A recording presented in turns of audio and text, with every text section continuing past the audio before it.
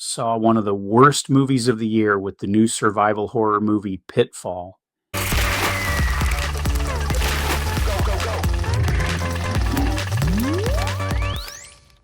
And no, sadly, this is not a movie adaptation of the Activision video game where Harry swings over crocodiles on vines. Honestly, that probably would have been much more entertaining. Huge thumbs down from me. What's frustrating is that the trailer actually sold me, and for about the first 15 minutes, I thought there might be something here. The setup is decent enough, the survival horror angle has potential, and I could see why some people were pitching this as Friday the 13th meets 127 hours. Then the movie proceeds to drive itself headfirst into a semi-truck. Repeatedly. The further it goes, the more ridiculous the screenplay becomes. Every new plot development somehow manages to be dumber than the previous one.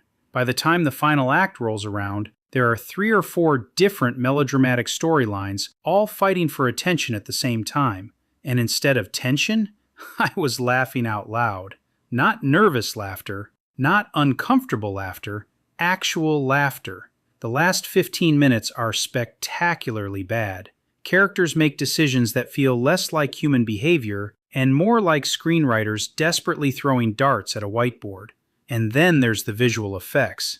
Good lord, the CGI blood looks fake, the CGI fire embers look fake, the CGI rain looks fake. If the crew said, "Don't worry, we'll fix it in post," yikes, it looks like they rendered the effects on an Atari 2600 video game system. I genuinely felt bad for the cast because they're trying.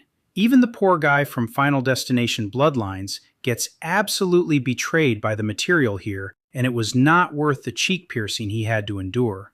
Hopefully, craft services were excellent because somebody deserved compensation. This feels destined to become one of those random to-be discoveries that screenwriting professors use as an example of what not to do when building tension and escalating stakes. The crazy thing is, there was a workable movie buried somewhere underneath all this mess. Instead, it becomes a survival horror movie that somehow fails at survival, horror, logic, suspense, and occasionally basic physics. I'm landing at 1 star out of 5 on Letterboxd. This Pitfall wasn't in the woods, it was buying a ticket. UGLY. You ain't got no alibi. You ugly.